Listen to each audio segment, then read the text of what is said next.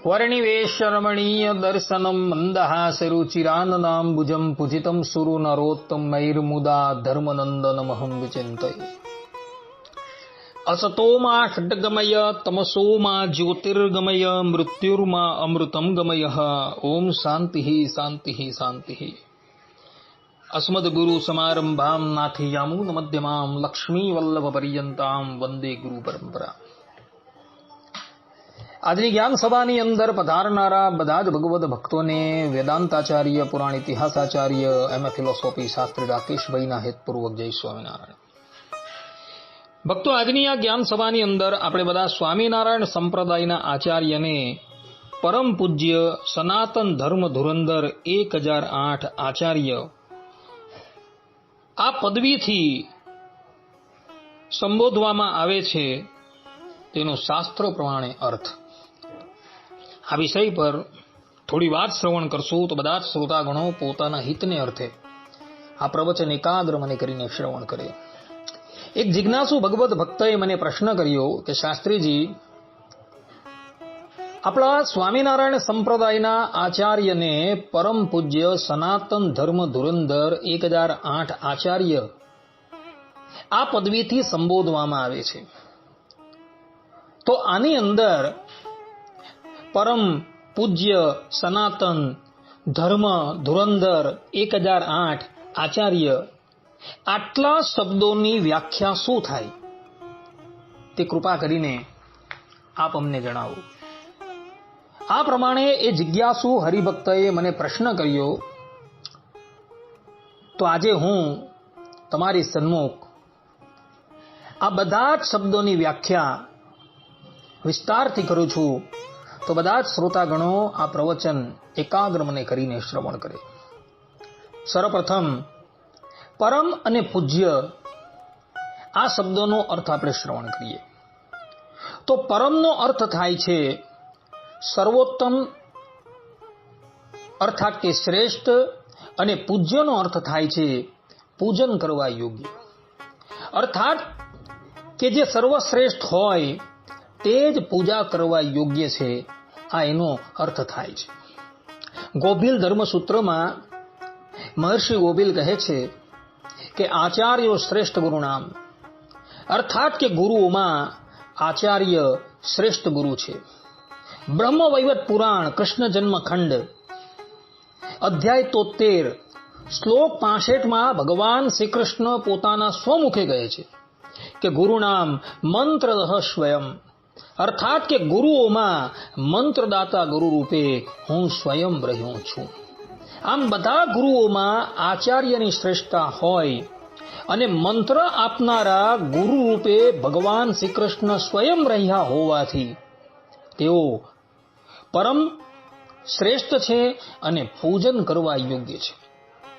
ભગવાન સ્વામિનારાયણ પણ હરિલીલામૃતમ 8મા કળશના 9મા વિશ્રામની 21મી ચોપાઈની અંદર કહે છે કે માટે જાય આચાર્ય બેય, જેવો અંગ અમારાય છે જ, તેને પૂજસે જે ધરી પ્રીત, પૂજા માનીસ હું જ ખચિત। આ પ્રમાણે ભગવાન સ્વામિનારાયણ સ્પષ્ટ રૂપે કહે છે કે જે આચાર્યનું પૂજન કરશે તેણે મારું પૂજન કરેલું છે। મુક્તાનંદ કાવ્ય ધર્માખ્યાન કડવા 6 ની અંદર મુક્તાનંદ સ્વામી કહે છે, અતિ પુણ્યવંત ધર્મ કુળ જેહજી, સૌના ગુરુ અમે કીધા તેહજી, માટે અમારા સેવક સર્વજી, ધર્મ વંશ સેવો તજી ગર્વજી, ધન્ય ધન્ય પશુ વસ્ત્ર ભૂષણ, વાહનાદિક સાર, તેણે ગુરુકુળ પૂજસે, તે પામસે ભવ પાર, ધર્મ ભક્તિ શ્રી કૃષ્ણને પૂજ્ય તણુ ફળ જીહ। આ પ્રમાણે અહીં ભગવાન સ્વામિનારાયણ સ્પષ્ટ રૂપે કહી રહ્યા છે કે જેઓ ધન ધાન્ય પશુ વાહન ભૂષણ ઇત્યાદિ દ્વારા અમારા આચાર્યનું પૂજન કરશે એ સંસાર થકી પાર ઉતરી જશે। આ પ્રમાણે ભક્તો પૂજન કરવા યોગ્ય ગુરુઓમાં સર્વોત્તમ કોઈ ગુરુ હોય તો એ આપણા ગાદીપતિ આચાર્ય છે। આ પ્રમાણે પરમ અને પૂજ્ય શબ્દનો અર્થ થાય છે. હવે આપણે સનાતન શબ્દનો અર્થ જોઈએ. તો સનાતન શબ્દનો અર્થ કરતા મહાત્માઓ કહે છે કે સર્વકાલે સના પ્રોક્તા વિદ્યમાને સન ઇતિ ચ, અર્થાત કે જે ભૂત, ભવિષ્ય અને વર્તમાન કાળમાં પણ વિદ્યમાન રહે તેને સનાતન કહેવાય છે. આ પ્રમાણે સનાતન શબ્દની વ્યાખ્યા મહાત્માઓએ કરેલી છે. ધર્મ શબ્દની વ્યાખ્યા કરતા મહાત્માઓ કહે છે કે ધૂઈ ધાતુ પરથી ધર્મ શબ્દ નિષ્પન્ન થયો છે. ધારણાત ઇતિ ધર્મ, જે જગતને ધારણ કરે છે અને જગતના લોકો જેને ધારણ કરે છે એટલે માટે એ ધર્મ કહેવાય છે. ધર્મ શબ્દની વ્યાખ્યા કરતા મહર્ષિ જૈમિની પૂર્વ મીમાંસાની અંદર કહે છે કે 14 લક્ષણો અર્થો ધર્મ, અર્થાત કે જે વેદ વિધિ બોધિત હોય ને અનર્થ કરનાર નહીં હોય અને અર્થ કરનાર હોય તેને ધર્મ જાણવું. આ પ્રમાણે જૈમિની મહર્ષિએ ધર્મની વ્યાખ્યા કરેલી છે.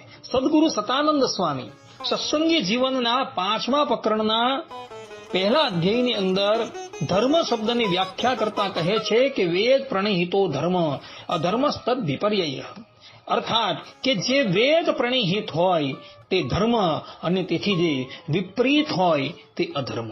ભગવાન સ્વામિનારાયણ શિક્ષાપત્રીમાં ધર્મ શબ્દની વ્યાખ્યા કરતા કહે છે કે ધર્મો જ્ઞેય સદાચાર શ્રુતિ સ્મૃતિપપાદિત, અર્થાત કે શ્રુતિ અને સ્મૃતિ તેમણે પ્રતિપાદન કર્યો એવો જ સદાચાર તે ધર્મ જાણો. આ પ્રમાણે ધર્મ શબ્દની વ્યાખ્યા ભગવાન સ્વામિનારાયણે શિક્ષાપત્રીની અંદર કરેલી જોવા મળે છે. હવે આપણે ધુરંધર શબ્દની વાત કરીએ.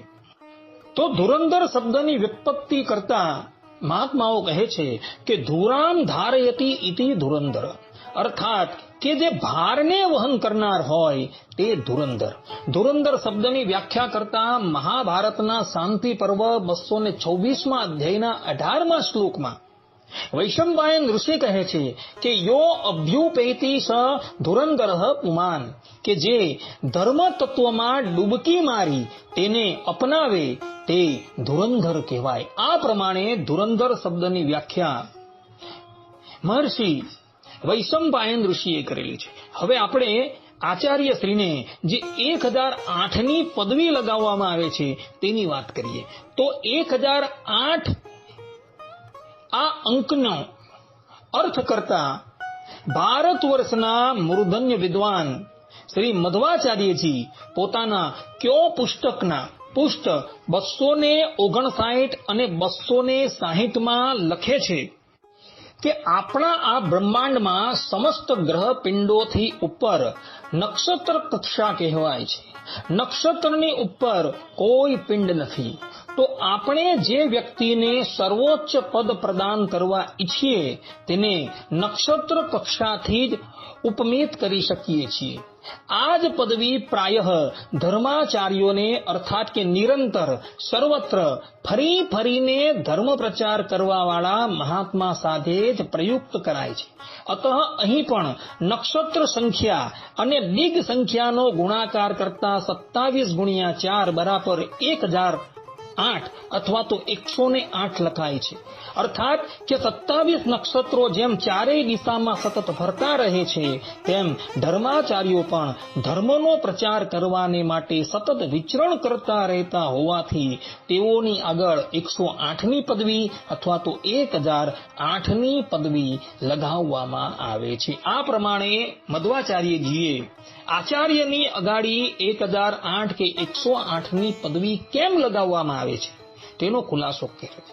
કહેવાનું તાત્પર્ય એ છે કે જે પ્રમાણે 27 નક્ષત્ર ચારેય દિશામાં સતત ફરતા રહે છે તેમ ધર્માચાર્યો પણ ધર્મનો પ્રચાર કરવાને માટે સતત વિચરણ કરતા રહેતા હોવાથી તેઓની આગળ 108 અથવા તો 1008ની અંક સંખ્યા લગાડવામાં આવે છે. આ પ્રમાણે 1008 અંકની સંખ્યા આપણા આચાર્યની અગાડી કેમ લગાવવામાં આવે છે તેનો ખુલાસો શ્રી મધ્વાચાર્યજીએ કરેલો જોવા મળે છે. હવે આચાર્ય શબ્દની વાત કરીએ તો આચાર્ય શબ્દની વ્યુત્પત્તિ કરતા વૈયાકરણીઓ કહે છે કે આ ચિનોતિ શાસ્ત્રાર્થાન આચાર્ય સ્થાપયત્યપી સ્વયં આચાર્ય યસ્માત આચાર્યસ્તેન ચોચ્યતે, અર્થાત કે શાસ્ત્રોની અંદર જે ધર્મ બતાવેલા છે એ ધર્મોના અર્થને ધારણ કરી એને પોતે આચરણ કરી પોતાના શિષ્યોની પાસે એ ધર્મનું આચરણ કરાવતા હોવાથી એને આચાર્ય તરીકે સંબોધવામાં આવે છે. આ પ્રમાણે આચાર્ય શબ્દની વ્યાખ્યા વૈયાકરણીઓએ કરેલી જોવા મળે છે.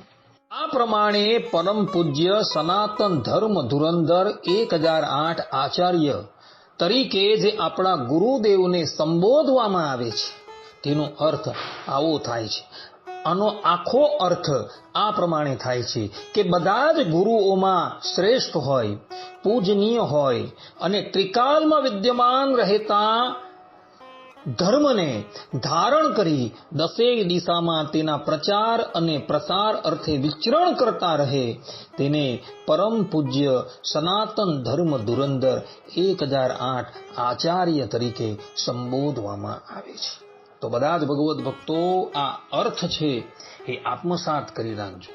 અને જ્યારે ઇતર સંપ્રદાયના લોકો તમને પૂછે કે ભાઈ તમારા આચાર્યને પરમ પૂજ્ય સનાતન ધર્મ ધુરંધર 1008 આચાર્ય તરીકે કેમ સંબોધવામાં આવે છે, ત્યારે જો આ અર્થ તમે આત્મસાત કરેલો હશે તો એને શીઘ્રાતિશીઘ્ર તમે ઉત્તર આપી શકશો.